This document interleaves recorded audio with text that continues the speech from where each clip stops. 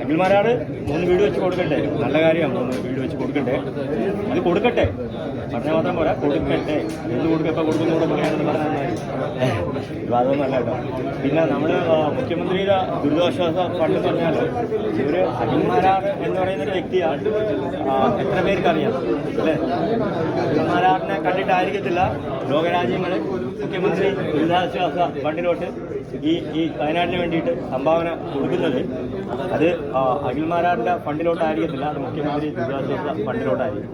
അപ്പം ഈ ഒരു മൂവിയുടെ ഭാഗമായിട്ട് ഒരു ചെറിയൊരു എമൗണ്ട് എന്തുകൊണ്ട് കൊടുത്തെന്ന് പറഞ്ഞാൽ, സോ ആൾക്കാർക്ക് അതിലോട്ട് ട്രസ്റ്റ് നഷ്ടപ്പെടുന്ന ഒരു രീതിയായുള്ള ഒരു പ്രസ്താവന ആയിപ്പോയി. സോ ഇതിലോട്ട് സംഭാവന ഇടാൻ വേണ്ടി നിൽക്കുന്ന ആൾക്കാരും ഒന്ന് റീതിങ്ക് ചെയ്യും, വേണോ വേണ്ടതെന്ന് തിങ്ക് ചെയ്യും. അപ്പം അതുകൊണ്ട് എന്തെങ്കിലും നല്ല കാര്യങ്ങൾ നടക്കാം എന്നുണ്ടെങ്കിൽ നമ്മുടെ രാജ്യത്തിൻ്റെ പോക്കൊക്കെ നമുക്കറിയാം. അപ്പം 100 രൂപ കിട്ടിയാൽ ചിലപ്പോൾ അതിലൊരു 50 രൂപ വരെ പുറത്തുനിന്നെങ്കിലും പാവപ്പെട്ട ആൾക്കാരെ കയ്യിലോട്ട് ചെന്ന് പെടും. പക്ഷേ ഇങ്ങനെയുള്ള കാര്യങ്ങളൊക്കെ ആൾക്കാരെ തെറ്റിദ്ധരിപ്പിക്കുമ്പോൾ പറ്റുന്നതെന്ന് വെച്ച് കഴിഞ്ഞാൽ ആരും ഇതിലോട്ട് ചിലപ്പം ഇടാൻ വേണ്ടി ഇപ്പം കുറേ ഇൻഫ്ലുവൻസറൊക്കെ ഉണ്ടാവുമല്ലോ. അപ്പോൾ ആൾക്കാരൊന്ന് റീതിങ്ക് ചെയ്യുമ്പോഴത്തേക്കും അതും ചെയ്യത്തില്ല ഇതും ചെയ്യത്തില്ല. എല്ലാവർക്കും 3 വീട് വെച്ച് കൊടുക്കാൻ പറ്റത്തില്ല. 100% ഹീസ് ടോപ്പ് എന്തോ അറ്റൻഷൻ സീക്കറാണ്. അതുപോലെ തന്നെ ഒരു ഇൻ്റലിജൻ്റ് ആയിട്ടുള്ള ഒരു ഹ്യൂമനാണ്. അത് എപ്പോൾ എങ്ങനെ ചെയ്യണമെന്നുള്ള കാര്യം കറക്റ്റായിട്ട് അറിയാവുന്ന ആളാണ്. സോ അതുകൊണ്ടാണ് ഈ ഒരു ടൈമിൽ ഒരു കറക്റ്റായിട്ട് ഷൂട്ട് ചെയ്തത്. അത് കൊള്ളാൻ ഞങ്ങൾ കറക്റ്റായിട്ട് കൊണ്ടു.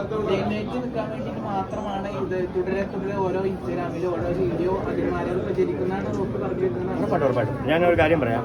ഇപ്പം ലാസ്റ്റ് അഖിൽ ഉന്നയിച്ച ഒരു ആരോപണം ബിഗ് ബോസിൽ കാസ്റ്റിംഗ് വെച്ച് നടക്കുന്നുണ്ട് എന്നുള്ള സംഭവങ്ങളെ കുറിച്ചിട്ട് ഭയങ്കരമായിട്ട് പ്രസ്താവന നടത്തി. ആ പ്രസ്താവന നടത്തിയിട്ട് അതിൽ ആർക്കെങ്കിലും ഒരാൾക്ക് ഒരു പണിഷ്മെന്റ് വാങ്ങിച്ചു കൊടുക്കാനോ ആ പ്രസ്താവനയിലൂടെ ഒരാൾക്ക് എന്തെങ്കിലും ഒരു സമൂഹത്തിനോട് നല്ലത് ഉണ്ടാക്കാനൊന്നും പറ്റിയിട്ടില്ല അല്ലേ? നിങ്ങൾ ചിന്തിച്ചാൽ മനസ്സിലാവും.